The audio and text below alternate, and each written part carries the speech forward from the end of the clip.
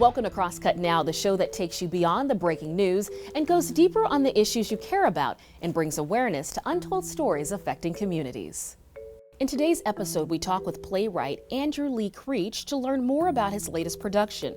We'll also look at the recent trend of nurses exiting the healthcare profession to pursue things like farming.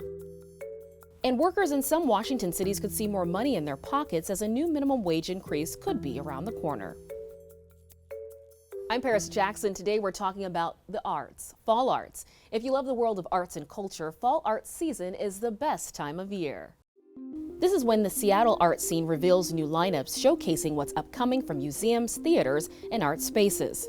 Art revelers can expect new exhibits by legendary artists like sculptor Alexander Calder, much anticipated music performances such as John A. Kendrick at Earshot Jazz Festival, book releases from local authors like E.J. Coe, and world premieres in this upcoming theater season.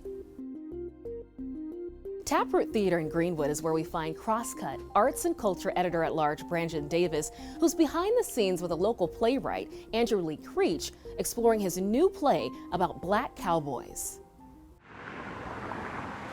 Hey, Brandon. Hi, Andrew. Welcome to Taproot. Well, thank you. Nice to see you. Thank you. You're going to show me the set? Want to check it out? Excellent. All right.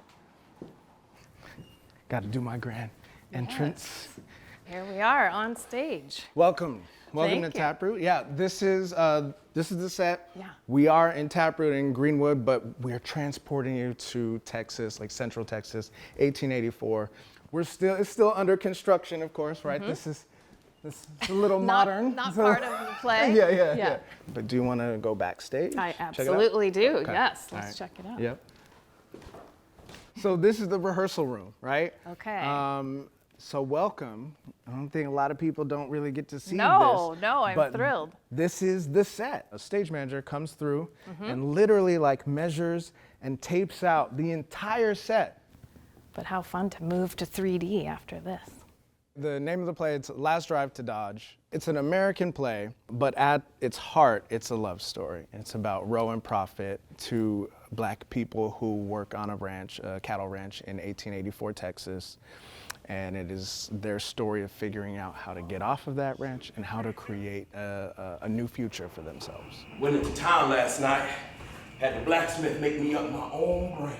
Last Drive to Dodge is part of Andrew's ambitious Legacy Plays project, a planned 9-play series highlighting the Black American experience during pivotal moments in American history. I started this project trying to answer this question of who haven't we heard from, who hasn't had a chance to tell their story.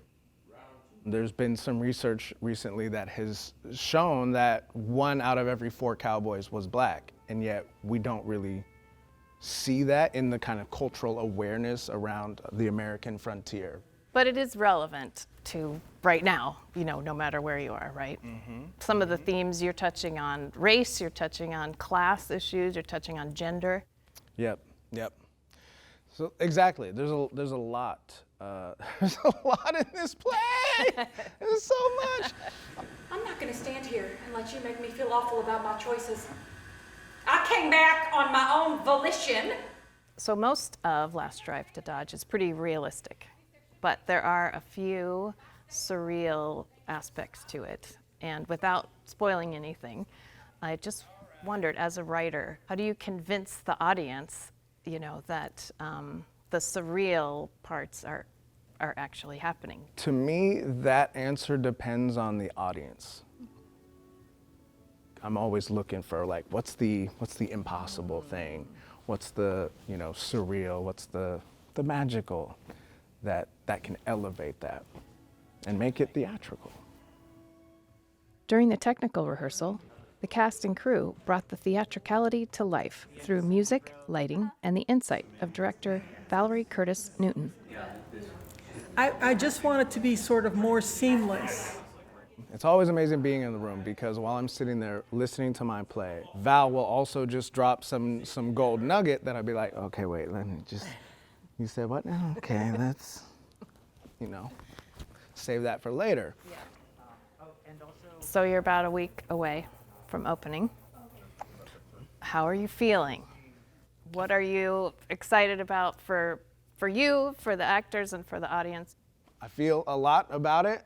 Everything I write, there's bits of myself scattered throughout the play, so it's a vulnerable act to write, and it's a vulnerable act to share it. So as excited as I am, I'm also like, what are people gonna think? Of course. I just want people to come in and have an experience. They can go out and, leave the theater, continue the conversation. If they, see a character on stage that they've never seen before, that they connect to, and that lets them feel seen in some way, right? Yeah, yeah. That's important. That's a win. Last Drive to Dodge runs at Taproot Theater September 20th through October 21st. Watch Crosscut now for more fall art spotlights in the coming months.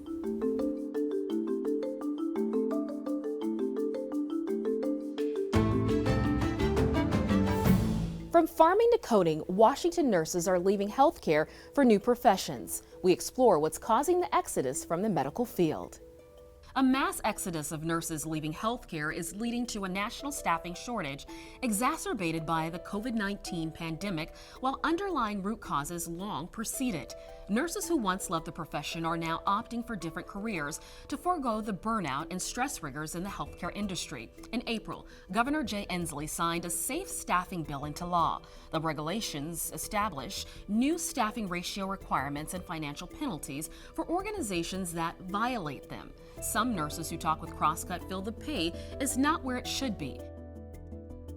In Washington, the median salary for registered nurses is higher than that for police officers or firefighters, according to the U.S. Bureau of Labor Statistics. But nurses face significant pay disparities within their own field. Traveling nurses willing to work on short-term contracts can make thousands more per week than their peers who stay in long-term positions.